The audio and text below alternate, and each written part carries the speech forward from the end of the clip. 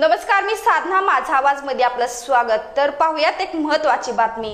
खरं तर महाराष्ट्रासाठी ती अतिशय लाजिरवाणी गोष्ट होती। जे काही आपल्या राज्यात परवा घडलं, ते जे फोटो नंतर व्हायरल झाले की काही ठिकाणी फक्त त्यांचे चरणच आपल्याला दिसून आले, बाकी सगळं त्या ठिकाणी खाली पडलं होतं। ते अनेक जणांना बघवलं नाही, अंगावर शहारा येत होता की अशी जर वेळ येत असेल महाराजांवर, आणि जरी मूर्ती, एक प्रतिमा जरी असली, एक औपचारिकता जरी असली, तरी त्या मागच्या ह्या सरकारच्या असलेल्या ज्या भावना आहेत किंवा अतिशय खालच्या पातळीला जाऊन महाराजांचं नाव वापरलं जात असेल, आणि आज त्यांच्या पुतळ्याची ह्या पद्धतीत खरं तर ती विटंबना करण्यात आली।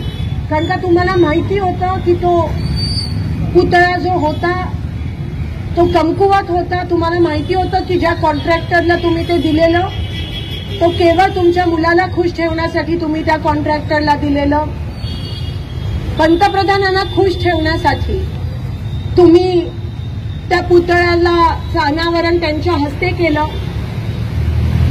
जसं हे सरकार आहे तसा तो पुतळा होता, बाहेरून फक्त शोषा पण आतमधून अतिशय पोकळ असं हे सरकार आहे। पण महाराजांच्याच पुतळ्याला का आज अरबी समुद्रात पण अनेक वर्षापासून प्रस्तावित आहे, तिथे तुम्ही उभा नाही करत, आणि जे आहे त्याची तुम्ही विटंबना या पद्धतीत करता।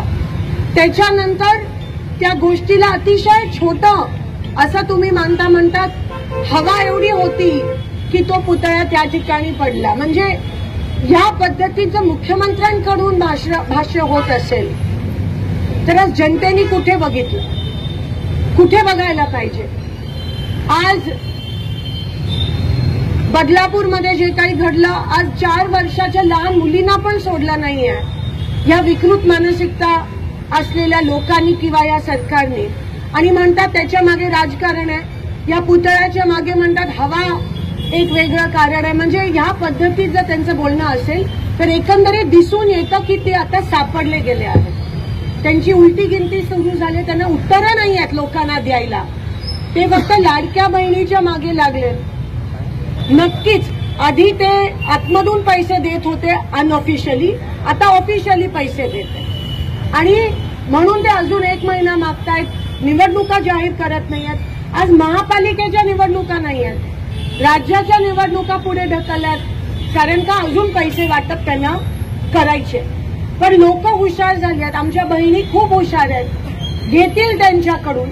पण जी महिला या महाराष्ट्रात सुरक्षित नाहीये, जे महाराज या महाराष्ट्रात सुरक्षित नाहीयेत,